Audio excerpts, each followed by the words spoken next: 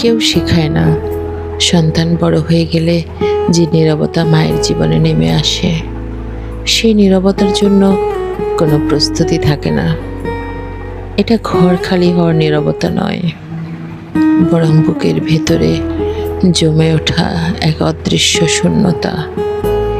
যখন তারা জিজ্ঞাসা করে না এটা করব তো, যখন আর মায়ের পরামর্শ খোঁজে না, যখন তারা শিখে যায় মায়ের বাইরে বাঁচতে, হ্যাঁ, মা তখনও হাসেন, কারণ তিনি চান সন্তান উড়ুক, নিজের পায়ে দাঁড়াক। কিন্তু সত্য বলতে ভেতরে ভেতরে কিছুটা ভেঙে যায় প্রাপ্তবয়স্ক সন্তানের মা হওয়ার বাস্তবতা।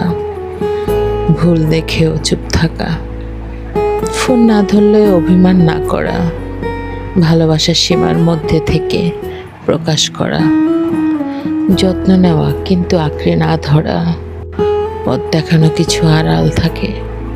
সন্তান কখনো মাকে কাছে টেনে নেয়, আবার হঠাৎ দূরে সরে যায়। মা ভান করেন এত কষ্ট পাচ্ছেন, কিন্তু বুকের ভেতরটা হালকা করে ব্যথা করে। তবু মায়ের ভালোবাসা থেমে থাকে না। সন্তান এলে পছন্দের খাবার রান্না করেন, ঘর সাজিয়ে রাখেন সেই ছবি যেগুলো একসময় তারা খুব ভালোবাসত। আর রাতের নীরবতায় মা চোখের জল লুকিয়ে শুধু দোয়া করেন, যেন ভগবান তাদের সব ঝড় থেকে রক্ষা করেন। শেষ কথা, সন্তান বড় হলে মা মেনে নেন তিনি আর তাদের জীবনের কেন্দ্র নন।